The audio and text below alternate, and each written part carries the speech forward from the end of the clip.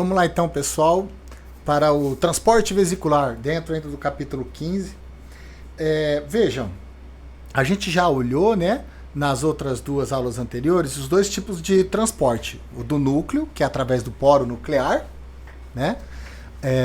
E a gente viu também o que é com proteínas transmembranas, né? Que translocam a proteína através da membrana. No caso do peroxissomos, retículo endoplasmático e mitocôndria. Né? E agora a gente vai ver o transporte vesicular, que é para aquelas proteínas que foram sintetizadas dentro do retículo endoplasmático, elas vão ser transportadas por meio de vesículas, dentro de vesículas, né? Que vão se soltar do retículo endoplasmático, se fundir ao Golgi, do Golgi vão se soltar ou para fundir com a membrana plasmática e exportar, né? O conteúdo, ou se fundir com o endossomo para formar o lisossomo e formar a fazer a digestão celular. Então pode ser, esse transporte vesicular pode levar as proteínas que são sintetizadas no interior do retículo endoplasmático, tanto para o meio externo quanto para a atividade interna. Vamos lá ver então como é que é esse transporte vesicular. Aqui está mostrando esse transporte, né? Olha, as proteínas estão sintetizadas aqui dentro do retículo endoplasmático, são sintetizadas aqui dentro, certo? Aí essas vesículas, ó, elas se soltam do retículo endoplasmático, tá vendo? Essa aqui está se soltando, ó. Esse aqui vai se fechando, até ele virar uma vesícula. Esse aqui vira uma vesícula, depois essa vesícula vai andando, depois ela se solta do retículo endoplasmático e ela se funde no Golgi.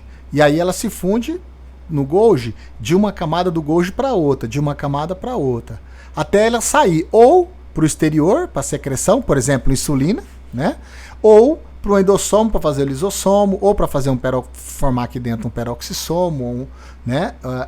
Ou para ter alguma atividade em alguma estrutura como o lisossomal ou peroxissomos, ou através de vesículas, certo? Agora, como é que é possível essa vesícula ser formada, né? Isso que a gente vai entender agora, né? Como que esses compartimentos são formados, né? Como que é o processo de formação e como que é o processo de fusão. Então, um processo de formação aqui e um processo de fusão aqui. Aí você tem algumas proteínas, tanto para formar quanto para fundir, né? São algumas proteínas para sair disso aqui para isso aqui e outras para sair disso aqui para isso aqui, ou seja, umas para formarem, outras para fundirem, certo? Primeiro vamos ver o da formação, tá vendo? Aqui é uma membrana, a fotomiografia eletrônica.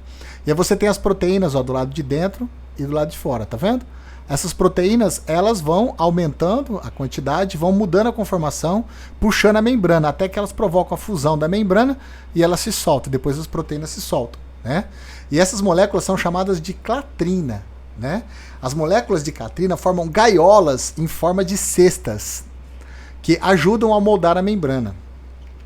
Aqui é a visão frontal, aqui é a visão lateral, aqui é a visão frontal, aqui são as clatrinas, ó. Elas formam, elas se agregam à membrana, dão um formato de vesícula para a membrana, tira a vesícula da membrana e depois se solta, né? Aqui tem um esquema mostrando como ela faz, ó.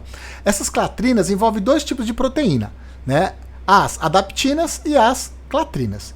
Tudo começa com esse receptor aqui, ó, um receptor de membrana, que quando ele se encaixa numa carga que deve ser levada, transportada para fora da célula, por exemplo, uma proteína, por exemplo, insulina, né? Ela se liga a esse receptor sinaliza para a adaptina, que sinaliza para a clatrina, e começam-se a formar essas estruturas aqui. Então, essa estrutura que você está vendo formar aqui, que depois vira isso aqui, ó, nada mais é do que isso aqui, ó, né?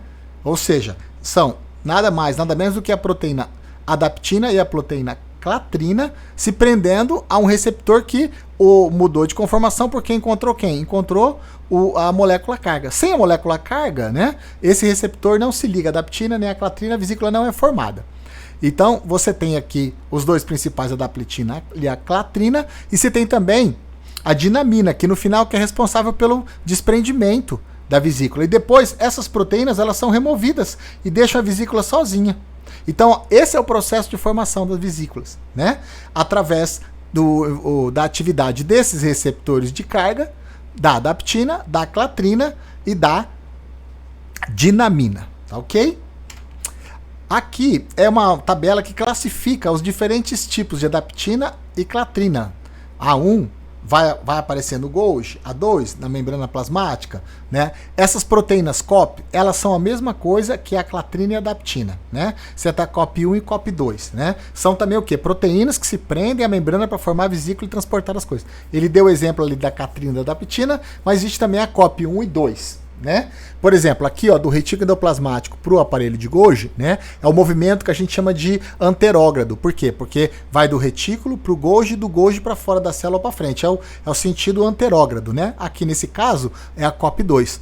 Mas quando precisa fazer o sentido retrógrado, do aparelho de Golgi para o retículo, né, ao contrário, aí é COP1. Mas aqui, por enquanto, não precisa ficar decorando esses nomes dessas proteínas, não. Só entender que são várias, que elas se combinam e que cada uma está envolvida com determinada organela. É mais comum numa determinada organela.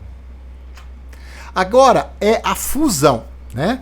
A fusão são outras proteínas. Para fundir, ó, vai aparecer aqui como personagem primeiro de todos essa Rab. Essa Rab, ela é a chamada proteína responsável pelo aprisionamento. Por quê? Porque a Rab, ela se prende à proteína de aprisionamento que está na onde? Na membrana alvo. Membrana alvo, lembrando, é essa membrana aqui, ó. Essa aqui é a membrana alvo, onde a vesícula vai se fundir. Certo? Então, essa membrana-alvo, ela tem uma estrutura proteica de aprisionamento, que se prende a RAP. Então, esse é o primeiro momento, aprisionamento. Em seguida, entra outro personagem, que é a VS-Neri. A VS-Neri, assim como a TS-Neri, né, elas se encaixam, né, e elas se movimentam quando uma encontra a outra. Veja, conforme você tem aqui o aprisionamento, né, que é feito através da proteína de aprisionamento e da Rab, ela puxa, né, a vesícula passa a colocar em contato essas duas cidadãs aqui, ó, a VS-Neri e a TS-Neri, a VS-Neri e TS-Neri. Ou ficar em português mesmo, VS-Neri e TS-Neri, pode falar do jeito que quiser. O fato é que quando essas duas estão juntas, elas se entrelaçam uma na outra, a gente chama esse processo de ancoramento. Aqui é como se você estivesse prendendo um arame que você enrosca assim, um arame com alicate para ele prender, para ele se entrelaçar um no outro. Conforme ele vai se entrelaçando, ele vai puxando e provocando a fusão da membrana, da vesícula com a membrana, como você está vendo aqui, ó. Aí a carga é liberada, quando a carga é liberada, essas duas proteínas também são liberadas. E elas vão ser recuperadas de volta, né, através de uma vesícula, né, no movimento retrógrado. Mas aqui, por enquanto, a gente só precisa entender o movimento que a gente chama de fusão, né? Que tem o aprisionamento, envolvendo a Rab e a proteína de aprisionamento, o ancoramento, quando a V e a TS-Neri se entrelaçam, se apertam, se enroscam e puxam, forçando a vesícula contra a membrana até que ela se funda. A hora que acontece essa fusão, a carga é liberada e libera a proteína aqui. Aqui está mostrando isso mais de perto. Essa parte aqui, ó, é esse detalhe final aqui, daqui para cá, ó. Aqui está em várias etapas, tá vendo? Ó? A V e a TS-Neri se enroscam, ó, tá vendo? Elas se prendem, se enroscam. Quanto mais elas se enroscam, mais essa pressão aqui acontece até que chega a fundir. Quando funde, aí as duas são liberadas. Ok? E é isso aí, pessoal.